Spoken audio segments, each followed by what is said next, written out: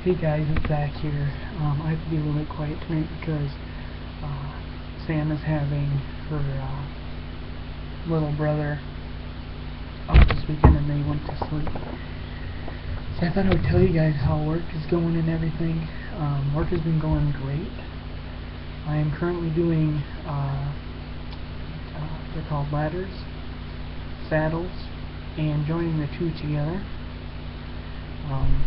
Basically what ladders are, they're not actually ladders, but it's a assembly on these buses which goes hand in hand with these roof racks. And well, maybe it'll make more sense if I tell you what a saddle is first. So nowadays when they make these buses, a lot of them, if not all of them, are of I think that it's diesel / natural gas. I can't remember. It's like it's not CNG natural gas. Maybe it is, but it's like it's either two separate tanks that the bus can go on each, or it is, there's all kinds of different technologies and energies that we run in with electric and everything else. So basically, the rack on top can either be a 3-tank or a 4-tank, and that is like 3 tanks of natural gas or 4 tanks of this natural gas mixture. I don't know quite 100% what it is, but I just know that it holds the fuel, and it goes on top of the roof of the bus. If you ever see like a city bus and you actually look at it, the sides go up, and then there's like it's like 2 feet, 1.5 to 2 feet tall sign that'll say like clean natural gas. The sides that you are seeing are actually the sides that I built, and they put those signs on the top. And basically you have your saddle, which they're not, they're probably 6 to 8 inches tall, and they just have like a 1.5 foot half circle, really. I mean, it sets a little tank on there, and you can either have 3 or 4 tanks. And then when you put it all on the jig, you'll have your 2 saddles, whether they're 3 or 4 tankers, and then your roof racks, which there's 3 of those, and they sit crossways on those saddles. And it's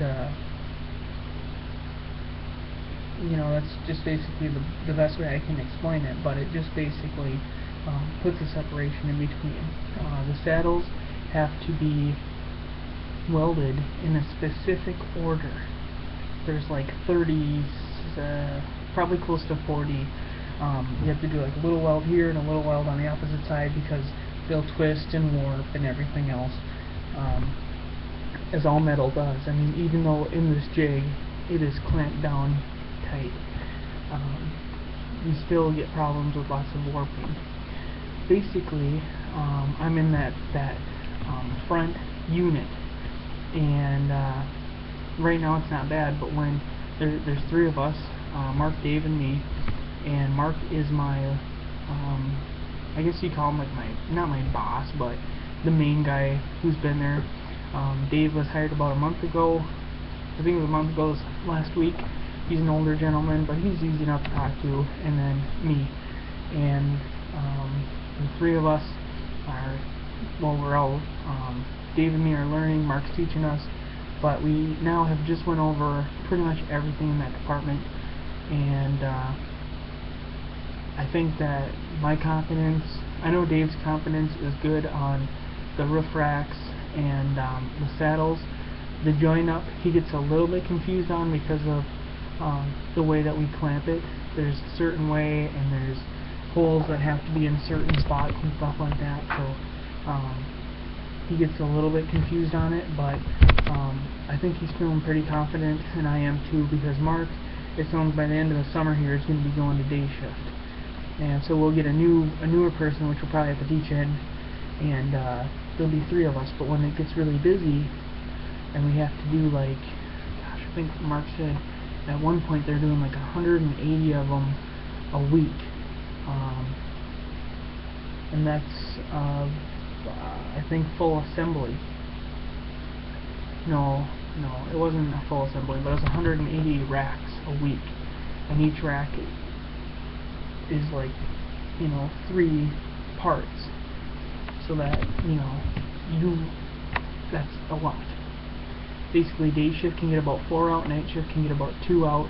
I think it's just because we're slower that we can only get 2 out, and it's a lot of work. I mean, it is. You're climbing up and down the jig, and the way it's all set up, goes across, and there's cross braces and stuff, and it's 2 feet tall, but it's about 3, maybe 2.5, 3 feet off the floor on this jig. And so you actually have to climb up on the jig and weld stuff from behind and everything, and then you take it with the overhead crane and you flip it around, and on the bottom of the saddle plates there's like a 6 to 8 inch plate that goes the whole way, and of course it's contoured to the top of the bus, and you have to weld all the way across, and then you have to grind those welds, and that's probably one of the hardest parts I've encountered so far, is grinding those welds, because obviously you have really good quality stuff, and it's heavy duty, but it's heavy. I mean, the grinder itself is probably 20 pounds. It's probably a 20-pound grinder, but when you're grinding for about half an hour straight, it gets heavy. And Mark and Dave are about 6 inches taller than me, give or take, and that's one of the hardest parts, because when they're grinding, they're at a more comfortable level, but because I'm a little bit shorter, when I'm grinding, my shoulders are up like this, and it just is super awkward and straining on my neck. So it was really bad the first day, but now I'm getting used to it, and yeah, otherwise everything's going good.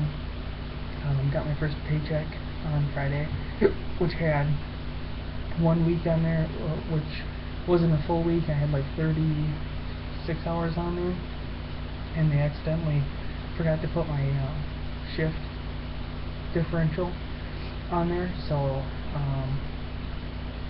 yeah, I accidentally forgot to put that on there, but they're going to put it on my next check, so yeah. But overall, the last 2 weeks, although have been stressful at times, I'm really starting to get the hang of the welder itself, because everywhere you go, I mean, I'm doing pulse, and there's certain things, if you get a crack over about 1/8 of an inch, you have to sit there and tack it, because the gauge of material that we're using is very, very thin, and your welder is very, very hot, and so it'll just blow a huge hole in it. There's these like oblong plug welds, or slot welds as they call them, and they look like this, except for they're much smaller.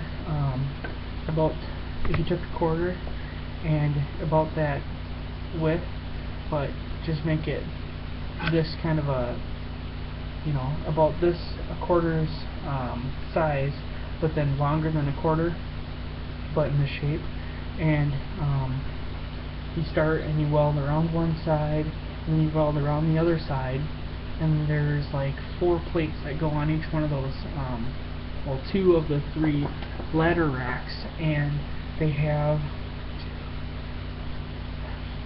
about 15 to 20 of these welds on there, and I'm welding them, and I'm like, okay, well, this was on Monday, I'm like, well, I feel comfortable, I'll go all the way around. Mark happened to be on, so I was just trying to figure out my own way, and so I'm going on. A few of them work fine, and I get to this one, and I'm welding all the way around it, but it was at a weird angle. It was like at a 45, and I weld down and then come back up, and because I welded down, all the heat dispersed upward, and it's really light, so it disperses like faster than you can think, and when I came up, the whole entire plug weld just goes blah.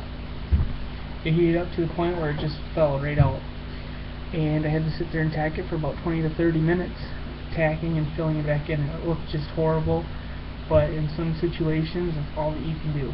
So like I said, it's a learning curve, but I'm getting over it, and everything's going good. So I'll do another update tomorrow, but I gotta get to sleep. Thanks a lot for watching, guys.